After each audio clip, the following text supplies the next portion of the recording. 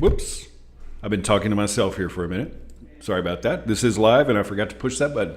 So today's Jesus Said is about showing off. And, show off. That's not something you would want to hear Jesus say about your prayers.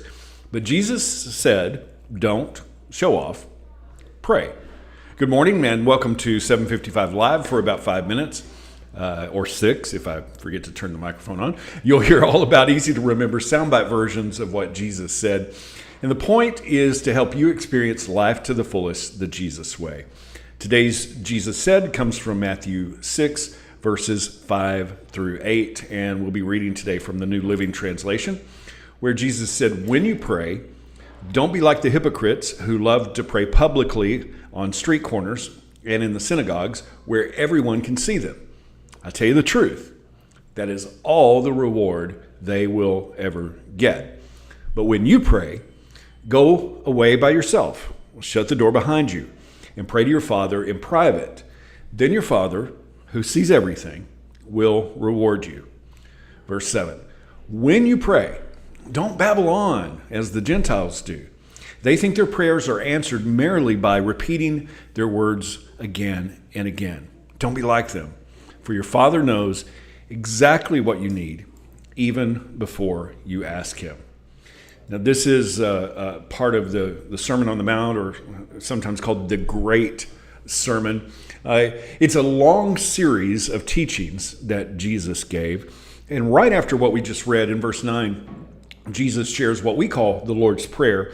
Probably more accurately should be called the Disciples' Prayer, because it's how we should pray. And he says, pray like this, and then gives the model prayer beginning in verse 9.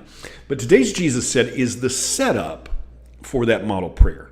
And before giving the example of what the context of our prayers should be, Jesus deals with some heart issues. Don't show off. Pray.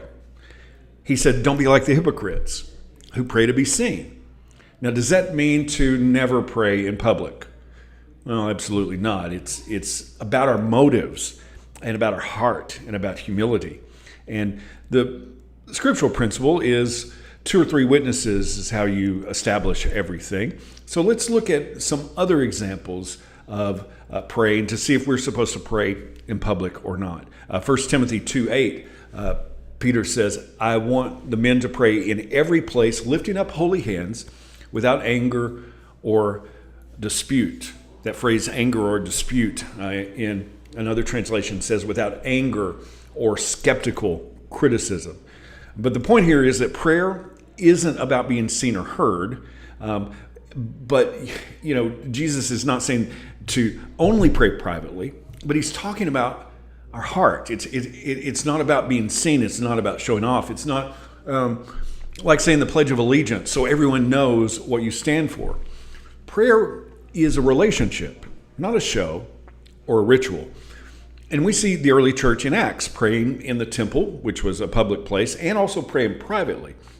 We also see Paul giving instructions about prayer and about how others are supposed to react to what we do and what we say. Remember, without anger or skeptical criticism, we read here in 1 Timothy 2:8. In 1 Corinthians 14:23, it says, even so, if unbelievers or people who don't understand these things come into your church meeting and hear everyone speaking in an unknown language, they will think you're crazy. Well, that's not a good thing. It's not a badge of honor to babble in ways others can't understand. And Jesus said, when you pray, don't babble on and on like those who don't know God do. So when, where, why do we pray? Where? Well, public and private. Jesus also said to pray in private, closing the door, praying in secret. So it's also about having a consistent time and place for prayer.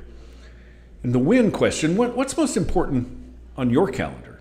Is prayer on your calendar? And why? Well, Esty says, don't babble on like the Gentiles do. They think by repeating the same thing over and over, that's what prayer is about. But prayer isn't about showing off or saying a lot or having someone recognize that you're praying. Prayer is a relationship that changes us, not God. And that change should be humility and selflessness. It's about God.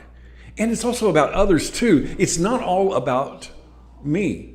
In fact, in the model prayer, Jesus taught us to pray by saying, "Our Father, give us today our daily bread."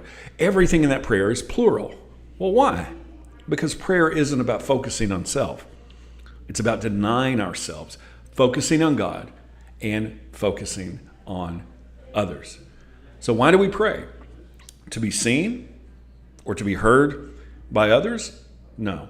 Jesus said, don't show off. Just pray. How can you put that into action today? Thank you so much for listening.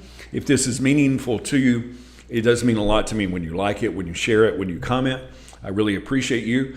And I hope that you have an amazing day. And I hope this time together has helped you live life to the fullest the Jesus way. And remember, follow Jesus today. Love first.